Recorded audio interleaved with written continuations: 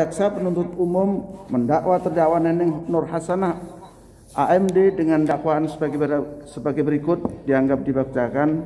Subsidiar dianggap dibacakan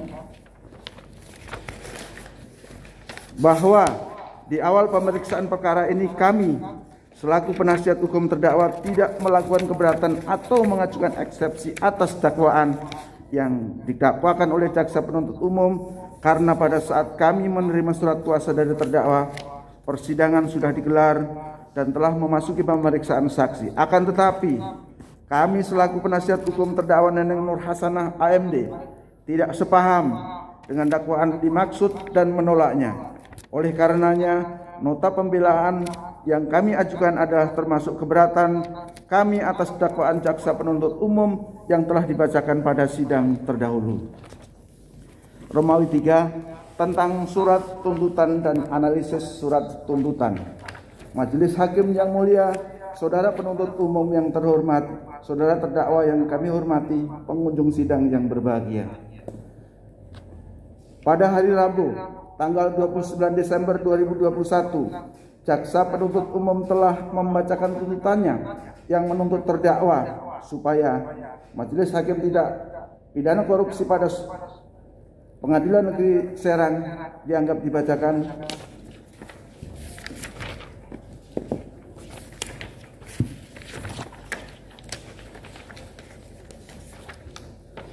Setelah mendengar tuntutan pidana untuk terdakwa ini sungguh ironis sekaligus mengejutkan bagi kami.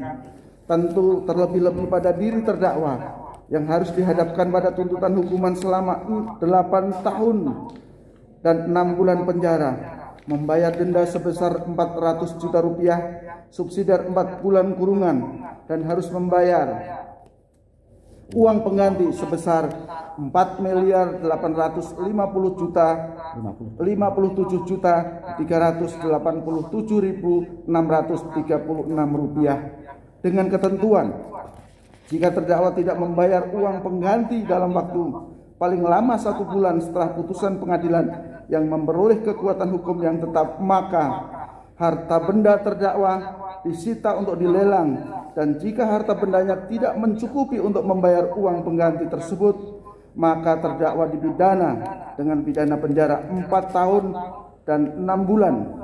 Hal ini adalah sangat berat dan tidak mencerminkan adanya rasa keadilan yang sebenarnya, serta telah menyimpang dari semangat keadilan yang selalu didengung-dengungkan dengan kalimat demi keadilan berdasarkan ketuhanan yang Maha Esa. Apa dan bagaimana sesungguhnya peristiwa hukum ini terjadi? Apakah benar telah ditemukan perbuatan tindak pidana korupsi yang dilakukan oleh terdakwa Neneng Nur Hasanah AMD?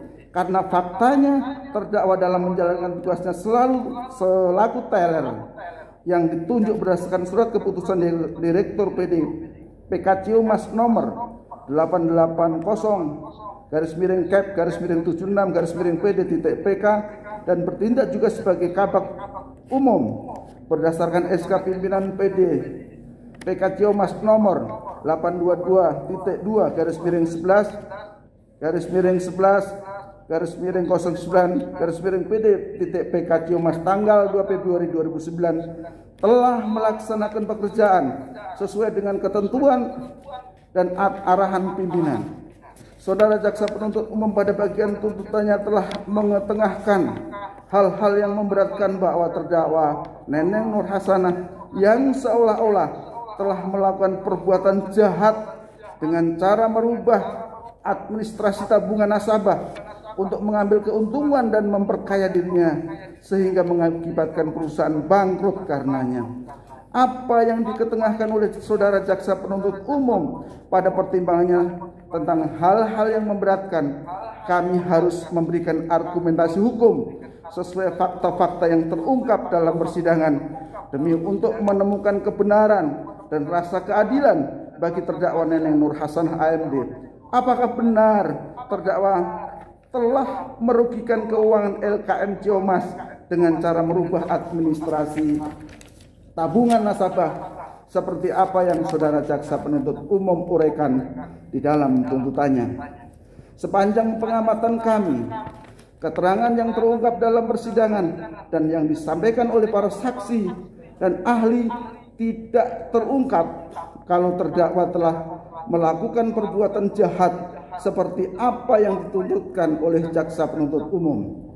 Ketidaksepahaman kami tentu harus diuji terlebih dahulu kebenarannya melalui fakta-fakta yang terungkap pada persidangan ini. Dan dari fakta persidangan kami berkesimpulan, saudara jaksa penuntut umum tidak objektif memuat keterangan saksi-saksi, keterangan ahli maupun keterangan terdakwa dalam surat tuntutannya. Bahwa saudara jaksa penuntut umum dalam tuntutannya telah mencoba menggambarkan peristiwa hukum ini, yakni fakta-fakta persidangan. Fakta-fakta persidangan ini adalah merupakan catatan mengenai keterangan-keterangan saksi, keterangan ahli dan keterangan terdakwa selama persidangan.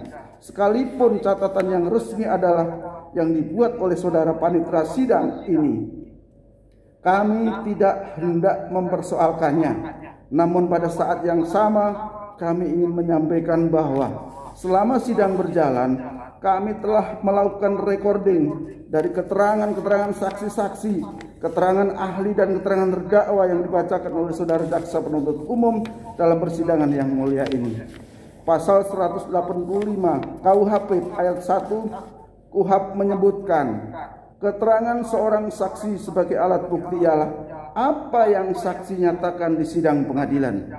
Majelis hakim yang terhormat, setelah kami membaca dan menganalisa tuntutan pidana tindak pidana korupsi yang diajukan oleh saudara jaksa penuntut umum, kami berkesimpulan bahwa saudara jaksa penuntut umum telah membuat tuntutan tanpa memperhatikan fakta yang terungkap di persidangan. Kesimpulan kami ini didasarkan pada temuan kami atas keterangan saksi, keterangan ahli dan keterangan terdakwa termuat dalam tuntutan banyak yang tidak bersumber dari fakta persidangan. Bahkan banyak yang hanya copy paste dari berita acara pemeriksaan penyidik kejaksaan. Sementara berita acara hasil pemeriksaan yang dibuat oleh penyidik kejaksaan banyak yang tidak sesuai dengan fakta persidangan.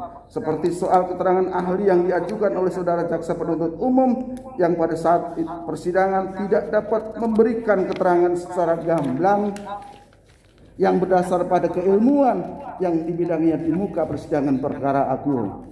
Bahwa dari keterangan para saksi yang diajukan oleh saudara jaksa penuntut umum terungkap dengan jelas dan terang benderang bahwa apa yang terjadi dalam perkara aku adalah karena faktanya terdakwa dalam menjalankan tugasnya selaku teller yang ditunjuk berdasarkan surat keputusan Direktur PDPK Ciomas nomor 880-Cap-76-PD.PK dan bertindak juga sebagai kabak umum berdasarkan SK pimpinan PDPK Ciomas nomor 822-2-11-11-09-PD.PK Ciomas tanggal 2 Februari 2009 telah bersandar pada regulasi yang ada. Sekali lagi, telah bersandar pada regulasi yang ada dan tidak secara aktif mengambil kebijakan, akan tetapi hanya melaksanakan kebijakan dan perintah pimpinannya. Selanjutnya terdakwa telah melakukan perintah atasannya guna meminjam uang kepada pihak lain guna menutupi uang nasabah yang diambil dari LKM Ciomas yang akibatnya saat terdakwa menanggung beban hutang ratusan juta rupiah secara pribadi. Dengan demikian, mohon kiranya agar yang mulia majelis hakim yang memeriksa dan mengadili perkara aku dapat kiranya menolak apa yang menjadi pertimbangan hukum saudara jaksa penuntut umum di dalam tuntutannya.